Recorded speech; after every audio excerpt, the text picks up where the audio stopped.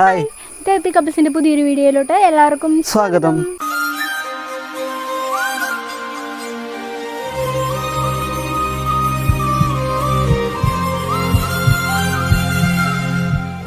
അപ്പോൾ ഇന്ന് നമ്മൾ വന്നേക്കുന്നത് നമ്മുടെ ലവ് സ്റ്റോറി പാർട്ട് 3, അതായത് ക്ലൈമാക്സ് അപ്ലോഡ് ചെയ്യാൻ വേണ്ടിയിട്ടാണ്. അപ്പം പാർട്ട് 1നും 2നും ഒരുപാട് സപ്പോർട്ടും കാര്യങ്ങളും എല്ലാം കിട്ടി. കാരണം വളരെ വളരെ നന്ദി. നമ്മുടെ സിറ്റുവേഷൻ എല്ലാവരും മനസ്സിലാക്കി, ആ ഒരു നമ്മുടെ റിയൽ ലൈഫ് സ്റ്റോറി അല്ല, അപ്പോൾ അതെല്ലാവരും മനസ്സിലാക്കി കൂടുതൽ സപ്പോർട്ട് ചെയ്ത് പാർട്ട് 3 അപ്ലോഡ് ചെയ്യാൻ പറഞ്ഞതിന് ഒരുപാട് സന്തോഷമുണ്ട്. അപ്പം നമ്മൾ പറഞ്ഞു നിർത്തിയത് ഓണം കഴിഞ്ഞുള്ള ദിവസം അവർ ചൊവ്വാദോഷത്തെക്കുറിച്ച് സംസാരിക്കാനായിട്ട് വീട്ടിലോട്ട് വന്നു എന്നാണ്. അവരങ്ങനെ സംസാരിക്കാൻ വേണ്ടി രാവിലെ ആയപ്പോഴത്തേക്ക് എത്തി. എൻ്റെ അച്ഛനും അമ്മയും അനിയത്തിക്ക് കല്യാണം ഉറപ്പിച്ച ആ വീട്ടിലെ ഫാമിലി എൻ്റെ കൂട്ടുകാരനായിട്ട് അവിടെ എത്തി. അവിടെ എത്തിയപ്പോൾ നമ്മൾ എത്തിയപ്പോൾ വിചാരിച്ചെന്ന് വെച്ചോ കുഴപ്പമില്ല, എല്ലാ സാരിയും സംസാരിച്ച് തീർക്കാനുള്ള വിശ്വാസത്തിലാണ് അന്നേരം ഇരുന്നത്. പക്ഷേ അവർ വീട്ടിലോട്ട് വന്നപ്പോൾ അച്ഛൻ്റെ ഹോസ്പിറ്റലിൽ നിന്ന് വന്ന് കാലൊക്കെ പ്ലാസ്റ്റർ ഇട്ടിരിക്കണം, വന്നു അവർ കയറിയിരുന്നു. ക്യാഷ്വലായിട്ട് സംസാരിക്കുന്നത് കണ്ടപ്പോൾ നമുക്ക് മനസ്സിലൊരു സന്തോഷമാണ്. കുഴപ്പമൊന്നുമില്ല, ചൂടിലൊന്നും അല്ല, സംസാരിച്ച് ഓക്കെ ആക്കാവുന്ന സിറ്റുവേഷനാണ് ഞങ്ങളും കരുതി. പക്ഷെ അത് കഴിഞ്ഞപ്പോൾ തൊട്ട് ഈ എൻ്റെ ഫാദറിലോയും ഫാമിലി അല്ല, അതായത് ആ സിസ്റ്ററിൻ്റെ കല്യാണം ഉറപ്പിച്ച ഫാമിലി അവരാണ് ആ ഒരു വിഷയം എടുത്തിട്ടു. ഫസ്റ്റിൽ തന്നെ അതും എടുത്തിട്ടു. അപ്പം ഞാൻ പറയുകയും ചെയ്തു അതിനെപ്പറ്റിയൊന്നും ഇവിടെ സംസാരിക്കേണ്ട കാര്യമില്ല, നമ്മളിവിടെ വന്ന കാര്യം വേറൊരു കാര്യം ചർച്ച ചെയ്യാനാണ്, അപ്പോൾ ഇതെടുത്തിടേണ്ട കാര്യമില്ല. അതിനെപ്പറ്റി എനിക്ക് താല്പര്യമില്ലാത്ത വിഷയത്തെപ്പറ്റി നിങ്ങൾ സംസാരിക്കേണ്ടെന്ന് പറയുകയും ചെയ്തു. പക്ഷേ അവരതിനെക്കുറിച്ച് തുടക്കമിട്ട് ഒരു വഴക്കുണ്ടായി. അപ്പോഴത്തേക്ക് നമ്മൾ സംസാരിക്കാൻ വന്ന കാര്യത്തെപ്പറ്റിയുള്ളത് അവിടെ ചർച്ച നടന്നില്ല. ആ ഒരു വിഷയം പറഞ്ഞ് വഴക്കായി തുടങ്ങി. അവിടെ ഫുള്ള് വഴക്കായി, ഒന്നും രണ്ടും പറഞ്ഞ് അങ്ങോട്ടും ഇങ്ങോട്ടും ഒക്കെ പറഞ്ഞ് ഫുള്ളും വഴക്കായി, ഉന്തും തള്ളും ആയി. ലാസ്റ്റ് അവസാനം അടിയിലാണ് കലാശിച്ചത്. ലാസ്റ്റ് അവരെ ഒരു വിധത്തിൽ വണ്ടി കയറ്റി ഒരു വിധത്തിൽ അവരെ പറഞ്ഞു വിട്ടു. അതിൻ്റെ പുറമെ തന്നെ ഞാനും ഇറങ്ങി. അവിടെ എത്തിയപ്പോഴത്തേക്ക് ഞാനൊരു രാത്രിയായി. അവിടെ എത്തിയപ്പോഴത്തേക്ക് എല്ലാവരും ഉണ്ട്, അത്യാവശ്യം റിലേറ്റീവ്സും എൻ്റെ കൂട്ടുകാരും എല്ലാവരും ഉണ്ട്. അപ്പോൾ അവരെയും കൊണ്ട് വന്നത് വിഷ്ണു എന്ന് പറഞ്ഞ ചേട്ടയുടെ ഫ്രണ്ടാണ്. അപ്പോൾ ചേട്ടൻ പോയപ്പോൾ തന്നെ പറഞ്ഞിട്ട് പോയടാ നീ ഇപ്പം തന്നെ വീട്ടിലോട്ട് വരണം, കാരണം അല്ലെങ്കിൽ ഇത് ഇങ്ങനെ പോയി കഴിഞ്ഞാൽ ശരിയാവില്ല എന്ന് പറഞ്ഞിട്ട് പുള്ളി പോയത്. അവിടെ എത്തിയപ്പോഴത്തേക്ക് അവനുണ്ട്, എൻ്റെ വീട്ടുകാരും അത്യാവശ്യം കുറച്ച് റിലേറ്റീവ്സും കാര്യങ്ങളും വേറെ കുറച്ച് ഫ്രണ്ട്സും എല്ലാവരും ഉണ്ടായിരുന്നു. അവിടെ എത്തിയപ്പോഴത്തേക്ക് അറിയാമല്ലോ സിറ്റുവേഷൻ എന്തുമായിരിക്കുന്നു. ഉപദേശം കല്യാണം വേണ്ട, ഒഴിവായി പോകും, നിനക്ക് അപകടം പറ്റുന്നതാണ്, ഞങ്ങൾക്ക് പേടിയാകുന്നത്. അത് പിന്നെ സ്വാഭാവികമായിട്ട് എല്ലാ മാതാപിതാക്കൾക്കും ഉണ്ടാകുന്നതാണല്ലോ. മക്കൾക്ക് എന്തെങ്കിലും ആപത്ത് വരുന്നതിനെപ്പറ്റി അവർ കൂട്ടാൻ നിൽക്കുന്നില്ല. അന്നേരം ഞാൻ ഉറപ്പിച്ച് പറഞ്ഞു, ഇത് നിങ്ങളോടാരാ പറഞ്ഞേ, നേരത്തെ നോക്കിയപ്പോൾ ഒന്നും ഈ കുഴപ്പമൊന്നുമില്ല, പെട്ടെന്ന് ഈ കുഴപ്പം ഇത് എവിടുന്നാ വന്നേ. ആ പുതിയ ആരോ പോയി കണ്ടു. കാരണം ഞങ്ങൾ ഫോൺ വിളിക്കുമ്പോൾ ജസ്റ്റ് അവർ പോയി നോക്കിയതാണ്. എന്നിട്ട് ഇവരോട് പറയുകയും ചെയ്തപ്പോൾ അവർക്ക് പേടിയായി. അങ്ങനെ ഇതിനെപ്പറ്റി കുറേ കാര്യം സംസാരിച്ച് ഞാൻ പറഞ്ഞു എനിക്ക് പറ്റത്തില്ല നിങ്ങൾ പറയുന്നൊരു തീരുമാനം എടുക്കാൻ. ഇതിനെന്താണെന്ന് വെച്ചാൽ നോക്കിയപ്പോൾ ഈ പ്രശ്നം ഉണ്ടായത് എങ്ങനെയാണെന്ന് ചോദിച്ചപ്പോൾ അവർ പറഞ്ഞു എന്ത് സമയത്തിൻ്റെ എന്താ പ്രോബ്ലം. ഞാൻ പറഞ്ഞു ആദ്യം നോക്കി തിരുമേനി ഇതൊന്നും പറഞ്ഞില്ലല്ലോ, പെട്ടെന്ന് ഇത് എവിടുന്ന പൊട്ടിമുളച്ചെന്ന് എനിക്കറിയണമെന്ന് പറഞ്ഞു. ഞാനിത് കണ്ടുപിടിച്ചിട്ട് ഇതിന് എന്താ തീരുമാനം ഞാൻ എടുക്കത്തുള്ളൂ എന്ന് പറഞ്ഞു. അപ്പോൾ അവർ സമാധാനത്തിന് വേണ്ടിയിട്ടെങ്കിലും നമുക്കിത് സത്യം എന്താണെന്ന് അറിയിക്കണം, പക്ഷെ ഇവിടുന്ന് പറഞ്ഞ എന്തോ സമയത്തിൻ്റെ വ്യത്യാസം, അത് ചെറുതായിട്ട് ദശാകാലത്തിൻ്റെ എന്തോ ഒരു ഇതുണ്ടായി. നമുക്കിപ്പോൾ മോശ സമയം നല്ല സമയം ഉണ്ടല്ലോ, ഹിന്ദുസിന് പ്രത്യേകിച്ചുള്ളൊരു വിശ്വാസമാണല്ലോ. ചെറിയൊരു സമയദോഷമുണ്ട്. അതായത് ചൊവ്വ എന്ന് പറയുന്ന കാര്യം എൻ്റെ ജാതകത്തിൽ വന്നിട്ടേ ഇല്ല. പക്ഷെ അവരുടെ അടുത്ത് ആരോ പൈസയ്ക്ക് വേണ്ടി ഇരിക്കുന്ന ആരോ അങ്ങനെ പറഞ്ഞ് ഇതാക്കി. ഞാനിവിടെ ഏട്ടനെ കൊണ്ട് ഒരു 3 സ്ഥലത്ത് കൊണ്ട് നോക്കി. അവർ പോയതിൻ്റെ പുറമെ ഞങ്ങൾ രണ്ടുപേരും കൂടെ പോയി 2-3 ജ്യോത്സ്യന്മാരെ കണ്ടപ്പോഴേ അവർ പറഞ്ഞു ചൊവ്വാദോഷമായിട്ടില്ല, പേടിക്കേണ്ട കാര്യമൊന്നുമില്ല, ധൈര്യമുണ്ട്. ലാസ്റ്റ് ഒരു തിരുമേനി വെച്ചു, നിനക്ക് തൻ്റെ ഉണ്ടോ നീ കെട്ടിക്കോ, വിശ്വാസവും വിശ്വാസക്കേടെല്ലാം മനുഷ്യന്മാരായിട്ട് തന്നെ ഉണ്ടാകും, ദൈവം എന്താ വിധിച്ചത് അത് നടന്നിരിക്കും എന്നാണ് അവർ പറഞ്ഞത്. എന്നിട്ട് ഏട്ടായി വീട്ടിൽ ചെന്ന് മാക്സിമം നോക്കി. ഞാൻ എന്നിട്ടാണെങ്കിൽ കറക്റ്റ് ആ ഡേറ്റല്ല സമയം എന്തോ തെറ്റുമോ കൊണ്ട് ചെയ്തു. പറഞ്ഞ സമയത്തിന് എന്തോ ചെറിയ വേരിയേഷൻ. കറക്റ്റ് സമയം കിട്ടിയിട്ടാണെങ്കിൽ എൻ്റെ ഒരു ഫ്രണ്ടുണ്ട് സുജിത്ത് എന്ന് പറയുന്നത്, അവനറിയുന്ന തിരുമേനിയുണ്ട്. രാവിലെ പോകാമെന്ന് പറഞ്ഞു. അപ്പോൾ ഞാനും അവനും വിഷ്ണുവും കൂടെ രാവിലെ ആ തിരുമേനിയെ കാണാൻ പോയി. തിരുമേനിയെ കണ്ട് ആ അമ്പലത്തിൽ ചെന്ന് തിരുമേനിയോട് കാര്യമെല്ലാം പറഞ്ഞു. അപ്പോൾ തിരുമേനി ഇപ്പോൾ നോക്കിയിട്ട് പറയാമെന്ന് പറഞ്ഞു, നിങ്ങളവിടെ വെയിറ്റ് ചെയ്യാൻ പറയാം. ഞങ്ങളവിടെ വെയിറ്റ് ചെയ്തപ്പോൾ തിരുമേനി പറഞ്ഞു ഇത് തന്നെ, ഇവിടുത്തെ ജ്യോത്സ്യന്മാർ പറഞ്ഞത് തന്നെ കാര്യം, കുഴപ്പമൊന്നുമില്ല, ചെറിയൊരു ദോഷ സമയമുണ്ട്, അതിന് പരിഹാരമുണ്ട്, അല്ലാണ്ട് ചൊവ്വയായിട്ടൊന്നുമില്ല, പരിഹാരമില്ലാത്തൊരു പ്രശ്നമില്ലല്ലോ. ഇതിനൊന്നും പേടിക്കേണ്ട കാര്യമില്ല, ഇതിനൊക്കെ പരിഹാരമുണ്ട്, എല്ലാം ഉണ്ട്, നിങ്ങൾ പേടിക്കേണ്ട. വീട്ടുകാരെ പറഞ്ഞ് കൺവിൻസ് ചെയ്യിപ്പിക്കാൻ പറഞ്ഞു. അത് കേട്ടപ്പോൾ നമുക്കൊരു ആശ്വാസം. കുഴപ്പമൊന്നുമില്ല, ഇടി കൊടുക്കാനൊക്കെ പറഞ്ഞ് വീട്ടിലോട്ട് വന്നപ്പോഴത്തേക്ക് ഞാൻ വീട്ടുകാർ ഇത് പറയുമ്പോൾ വീട്ടുകാർ ഹാപ്പി ആയല്ലോ എന്ന് പറഞ്ഞപ്പോൾ എൻ്റെ വീട്ടിൽ നിന്ന് കിട്ടിയ പ്രതികരണം അതല്ലേ. അവരിത് പാടെ ഉപേക്ഷിച്ച മട്ട എന്തൊക്കെ പറഞ്ഞ് ഞങ്ങൾ സമ്മതിക്കുന്നില്ല, അത് ഒറ്റ ഒരു നിപ്പ. നീ നടത്തുവാണെങ്കിൽ നീ നടത്തിക്കോ, പക്ഷെ നീ ഒറ്റയ്ക്ക് നടത്തണം. അത് കേട്ടപ്പോഴത്തേക്കും ആരും എൻ്റെ ഫാമിലിയിൽ നിന്ന് ആരും വരത്തില്ല, ആരും സഹകരിക്കത്തില്ല, ഒന്നുമില്ല. നീ തന്നെ മേടിച്ച് നിനക്ക് കെട്ടണം, നീ കെട്ടിക്കോ, പിന്നെ വീട്ടിലും കെട്ടത്തില്ല. അതൊക്കെ എല്ലാം പറഞ്ഞു. അപ്പോഴത്തേക്ക് എനിക്കും വാശി, കാരണം ഞാൻ കുഴപ്പമൊന്നുമില്ലാന്ന് തെളിയിച്ചിട്ടും അവർ കൂടെ നിൽക്കുന്നില്ല. പിന്നെ അറിയാലോ അവരുടെ ഉദ്ദേശം വേറെ എന്തോ ആണ്. അപ്പോൾ ഓക്കെ, നിങ്ങളുടെ തീരുമാനം എടുത്ത് എൻ്റെ തീരുമാനം എന്താ എടുക്കുക. അപ്പോൾ എൻ്റെ കൂട്ടുകാരും പറഞ്ഞു, ഇത്രയും ഉറപ്പുണ്ടായിട്ട് നിൻ്റെ കൂടെ എന്തായാലും ഞങ്ങളുണ്ടാവും, നീ പേടിക്കണ്ട, ഒറ്റയ്ക്കാക്കത്തില്ല എന്ന് അവരും പറഞ്ഞു. ഞങ്ങൾ അവസാനം കല്യാണത്തിൻ്റെ ഡേറ്റ് ഇവിടുന്ന് എടുത്തോളാൻ പറഞ്ഞു.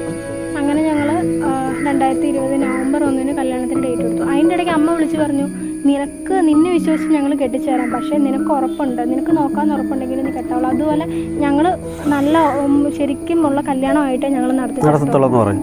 ഞാൻ പറഞ്ഞു അത് കുഴപ്പമില്ല, അങ്ങനെ തന്നെ മതി, ആരുടെയും വാശിക്ക് വേണ്ടി അവളെ ഉപേക്ഷിക്കാൻ ഞാൻ ഒട്ടും തയ്യാറല്ലെന്ന് ഞാനും പറഞ്ഞു. അങ്ങനെ 1-ാം തീയതി ഡേറ്റ് എടുത്തു.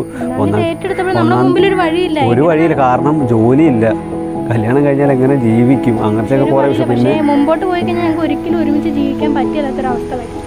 അങ്ങനെ കല്യാണം നടത്താമെന്ന് വെച്ചപ്പോഴത്തേക്ക് 1-ാം തീയതി ഡേറ്റൊക്കെ എടുത്തു. പിന്നെ ടെൻഷനായി, കാരണം വീട്ടിൽ കയറ്റാൻ പറ്റില്ല എന്ന് എൻ്റെ അച്ഛൻ പറഞ്ഞു. പക്ഷേ ഞാൻ അമ്മേനെ ഒരുവിധം പറഞ്ഞ് കാര്യങ്ങൾ കൺവിൻസ് ആക്കി. പക്ഷേ അമ്മയ്ക്ക് ഒന്നും ചെയ്യാൻ പറ്റാത്ത അവസ്ഥ, വീട്ടിൽ കാര്യം തീരുമാനിക്കുന്ന അച്ഛനെ. അങ്ങനെ വീട്ടിൽ കയറ്റില്ല എന്ന് പറഞ്ഞു. അപ്പം കല്യാണത്തിനുള്ള ചിലവുള്ള പൈസ പോലും ഇല്ല, ഡ്രസ്സ് എടുക്കണം, അങ്ങനത്തെ ഇഷ്ടംപോലെ ചിലവ് അറിയാമല്ലോ എല്ലാവർക്കും. അങ്ങനെ എന്തോ ചെയ്യുന്നു, ഓരോ ദിവസവും വിഷമിച്ച് നടന്നപ്പോഴെല്ലാം എൻ്റെ കൂടെ നിന്നതിന് വിഷ്ണു എന്ന് പറയുന്ന കൂട്ടുകാരൻ, അവനാണ് എനിക്ക് കല്യാണത്തിനുള്ള ക്യാഷ് എല്ലാം അറേഞ്ച് ചെയ്ത് തന്നത്. എൻ്റെ കൂടെ ഡ്രസ്സ് എടുക്കാൻ വന്നത് അവനാണ്, എൻ്റെ കൂടെ നടന്നതല്ല. കാരണം അവൻ രാവിലെ ആകുമ്പോഴത്തേക്ക് എൻ്റെ വീട്ടോട്ട് വരും, എല്ലാ കാര്യത്തിനും എൻ്റെ കൂടെ നടക്കും, ഒറ്റയ്ക്കാക്കിയിട്ടില്ല. എല്ലാത്തിനും അവൻ കല്യാണം കഴിയുന്നിടം വരെ ഒരുമിച്ച് അവനുണ്ടായിരുന്നു. മാത്രമാണ് എൻ്റെ കുറച്ച് നാട്ടിലെ കുറേ കൂട്ടുകാർ മാത്രമേ ഉള്ളൂ എൻ്റെ കൂടെ എല്ലാത്തിനും നിന്നിട്ടുള്ളത്. എല്ലാം അങ്ങനെ കല്യാണത്തിൻ്റെ എല്ലാ കാര്യങ്ങളും എല്ലാം അറേഞ്ച് ചെയ്തു. കല്യാണത്തിന് ഒരു 2 ദിവസം മുമ്പാണ്, വീടില്ല, കാരണം ഞങ്ങൾ വൈകുന്നേരം ആകുമ്പോൾ എല്ലാവരും ജോലിയൊക്കെ കഴിഞ്ഞിട്ട് വൈകിട്ടാകുമ്പോഴാണ് ഞങ്ങൾ വീട് അന്വേഷിച്ച് നടക്കുന്നത്. എന്നിട്ടും വീട് കിട്ടിയിട്ടില്ല. അങ്ങനെ ലാസ്റ്റ് കല്യാണത്തിന് 2 ദിവസം മുമ്പാണ് വീട് അറേഞ്ച് ആയത്. അങ്ങനെ ലാസ്റ്റ് വീട് സന്തോഷിക്കുമ്പോഴത്തേക്ക് ഒരു റെയിൽവേ ട്രാക്കിൻ്റെ ഫ്രണ്ടിലായിട്ടാണ് വീട് കിട്ടിയത്. ഒരു തോടും ആ ഒരു വലിയൊരു പറമ്പിൽ ആ ഒരൊറ്റ വീട് മാത്രം. കണ്ടപ്പോൾ തന്നെ പേടിയായി പോയി. രാവിലെ ആണെങ്കിൽ വലിയ കുഴപ്പമില്ല, പക്ഷേ രാത്രി ആയി കഴിഞ്ഞാൽ ഒരു ഫുള്ള് ചീവീടിൻ്റെ ശബ്ദം മാത്രമേ ഉള്ളൂ അവിടെ. ഞങ്ങളൊന്ന് അലറി വിളിച്ചാൽ പോലും കേൾക്കത്തില്ല, അതുപോലത്തെ ഒരു വീടാണ്. പക്ഷെ പിന്നെ കിട്ടിയതാവട്ടെ. അങ്ങനെ ആ വീട് തന്നെ എടുത്തു. എൻ്റെ ഫ്രണ്ട്സും എല്ലാവരോട്ട് പോയി അതെല്ലാം ഫുള്ള് ക്ലീൻ ആക്കി. പക്ഷേ ഒരു ഭാഗ്യം എന്ന് വെച്ചാൽ ആ വീടിൻ്റെ അടുത്ത് തന്നെ എൻ്റെ അഖിൽ എന്ന് പറയുന്നൊരു കൂട്ടുകാരനുണ്ട്. കൂട്ടുകാരൻ്റെ വീടും ഫാമിലി അവിടെ. അപ്പോൾ അത് ഞങ്ങൾക്കൊരു വലിയ ആശ്വാസമായി. ആവശ്യം വന്നാൽ ഞാൻ അങ്ങോട്ട് ചെല്ലാമല്ലോ. അങ്ങനെ വീടൊക്കെ ഓക്കെ സെറ്റാക്കി. കല്യാണത്തിൻ്റെ പിറ്റേ ദിവസം ആയപ്പോഴും എനിക്ക് താലി എടുക്കാൻ പറ്റിയിട്ടില്ല, താലിമാല എടുക്കാൻ പറ്റും. അതിനെന്തോ ചെയ്യും, ക്യാഷ് ഫുള്ള് ഇതായി തീർന്നു. എന്നിട്ടെന്തോ ചെയ്യുന്ന പറഞ്ഞപ്പോഴാണ് അമ്മ എനിക്ക് ക്യാഷ് തന്നിട്ട് അമ്മയും ഞാനും കൂടെ പോയ താലിമാല മേടിച്ചത്. അങ്ങനെ താലിമാലയൊക്കെ മേടിച്ചു, അത് കൊണ്ട് പൂജിച്ചു, സെറ്റായി. എന്നിട്ട് പക്ഷേ രാവിലെ ആയപ്പോഴത്തേക്ക് ഞാൻ ഒന്നും കൂടെ അച്ഛൻ്റെ അടുത്ത് നിന്ന് സംസാരിച്ചു വരാനെന്നും പറഞ്ഞു. പക്ഷേ എന്നിട്ടും അച്ഛൻ വരില്ല എന്ന് പറഞ്ഞു. പക്ഷേ എന്നെ അനുഗ്രഹിച്ചാണ് വിട്ടത്.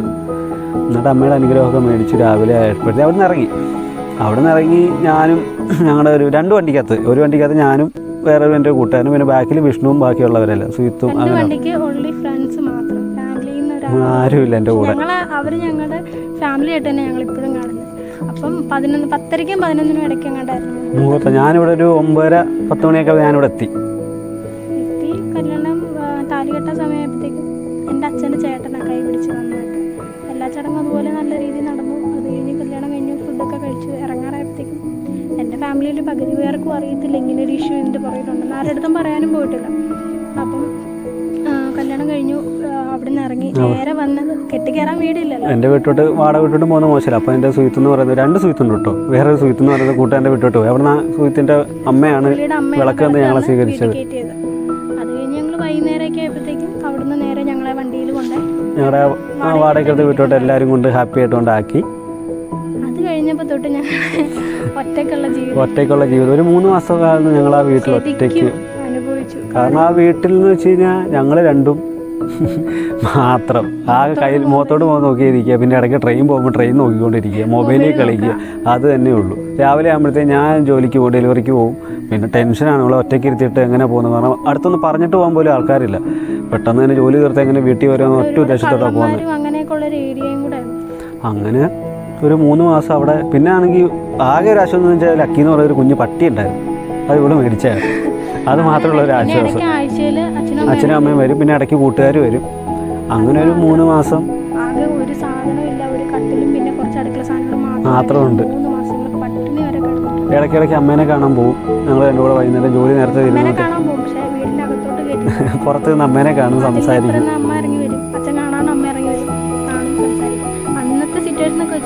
അവിടുത്തെ നാട്ടുകാർക്കൊക്കെ പറഞ്ഞു ചിരിക്കാൻ പറ്റിയ ഒരു സിറ്റുവേഷൻ. ഒരു കാരണമല്ലേ, നാട്ടുകാർ പിന്നെ അറിയാലോ മറ്റുള്ളവരുടെ വിഷയത്തിൽ സന്തോഷിക്കാനുള്ള നാട്ടുകാരുടെ പ്രധാന ഹോബീസ്. അങ്ങനെ ഒരു 3 മാസം അങ്ങനെ തള്ളി നീക്കി അനുഭവിച്ചു, നല്ല രീതിയിൽ അനുഭവിച്ചു. ദൈവം എന്തോ ഞങ്ങളുടെ പ്രാർത്ഥന കേട്ടു. അങ്ങനെ ഞാൻ നേരത്തെ ജോലി ചെയ്തെടുത്തുനിന്ന് തന്നെ എന്നെ റീജോയിൻ ചെയ്യണമെന്ന് വിളിച്ചു. അതൊരു വലിയൊരു ആശ്വാസമായി. അപ്പോൾ അങ്ങനെ തന്നെ അവിടുന്ന് ആ വീട് ഒഴിഞ്ഞു, അച്ഛനെയും അമ്മയും വിളിച്ചു, ആ വീട് ഒഴിഞ്ഞു. ഞങ്ങൾ നേരെ ഇവളുടെ വീട്ടിലോട്ട് വന്നു, എല്ലായിടത്തും ഇവിടോട്ട് വന്നു.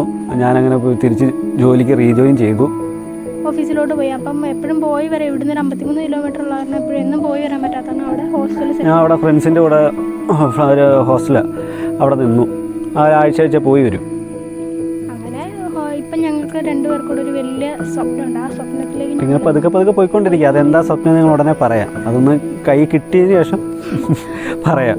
അത് ഇപ്പം ഞങ്ങൾ ഈ നിലവിൽ ഈ സിറ്റുവേഷനിൽ നിൽക്കുന്നുണ്ടെങ്കിൽ ഞങ്ങളുടെ കൂടെ സഹായിച്ചു മെയിനായിട്ട് കൂട്ടുകാർ ഒഴിവാക്കാൻ പറ്റത്, എൻ്റെ നാട്ടിലുള്ള കൂട്ടുകാർ, ചേട്ടന്മാരുള്ളതുകൊണ്ടാണ് ഞങ്ങൾ ഇപ്പോൾ ഈ നിൽക്കുന്നത്. കാരണം ആ ഒരു സിറ്റുവേഷനിൽ എനിക്കൊന്നും ചെയ്യാൻ പറ്റാത്ത സിറ്റുവേഷനാണ്. അവരാണ് എല്ലാത്തിനും കൂടെ നിന്നത്, എല്ലാം ചെയ്തു തന്നത് എല്ലാം. പക്ഷെ ഞങ്ങൾക്ക് ഞങ്ങളുടെ ഏറ്റവും വലിയ സ്വപ്നം എന്ന് വെച്ച് കഴിഞ്ഞാൽ പഴയ പോലെ ഞങ്ങളുടെ 2 ഫാമിലീസ് ഒരുപോലെ ഒരുമിച്ച്. കാരണം എൻഗേജ്മെൻറ്റിനൊക്കെ മുന്നേ അവർ അത്രയ്ക്ക് എന്താ പറയുക ഒരു ഫാമിലി പോലെ കഴിഞ്ഞാൽ അവർ തേർഡ് പാർട്ടി ആ അലയൻസ് ഉറപ്പിച്ച ഫാമിലിയുടെ ഒരു ഇൻഫ്ലുവൻസാണ് ഇത്രയും പ്രശ്നങ്ങളുണ്ടാക്കിയത്. കാരണം ഏട്ടനെ ആ വീട്ടിൽ നിന്ന് ഇറക്കി വിടാൻ വരെ കാരണം അവരൊറ്റ ഒരു ഫാമിലിയാണ്. അതൊക്കെ പിന്നെ സഫർ ചെയ്ത് സ്ട്രഗിൾ ചെയ്ത് ഇവിടം വരെ എത്തി. ഇനി ഒറ്റ പ്രാർത്ഥനയുള്ളൂ, 2 കൂട്ടരും പഴയ പോലെ ആവണമെന്ന് ആ ഒരു പ്രാർത്ഥനയുള്ളൂ. അതാക്കി തരും എന്നുള്ള വിശ്വാസത്തോടാണ് ഇപ്പോഴും നിൽക്കുന്നത് ദൈവം. കാരണം ഞങ്ങൾ ഇത്രയും പരീക്ഷിച്ചിട്ട് ഞങ്ങളിപ്പോഴും നല്ല രീതിയിൽ ഒരു കുഴപ്പമില്ല. ഇപ്പം കല്യാണം കഴിഞ്ഞ് ഇപ്പം കുഴപ്പമില്ല. ഈ അടുത്ത ഒരു ജൂൺ ആകുമ്പോഴത്തേക്ക് 8 മാസമാകും കല്യാണം കഴിഞ്ഞ്. ഇതുവരെ ഒരു കുഴപ്പമില്ലാണ്ട് ഞങ്ങൾക്ക് ജീവിക്കാൻ പറ്റിയിട്ടുണ്ട്. ഇനി അങ്ങോട്ട് തന്നെ മുന്നോട്ട് അതുപോലെ തന്നെ പോകണം എന്നുള്ളൊരു ഒറ്റ പ്രാർത്ഥനയുള്ളൂ. ആർക്കൊന്നും ഒരു അസുഖമോ ഒരു കാര്യങ്ങളൊന്നും വരാണ്ട് നല്ല രീതിയിൽ മുമ്പോട്ട് പോകണം എന്നൊരു ഒറ്റ പ്രാർത്ഥനയുള്ളൂ. അതുപോലെ തന്നെ ഫാമിലി പഴയ പോലെ ആവണം.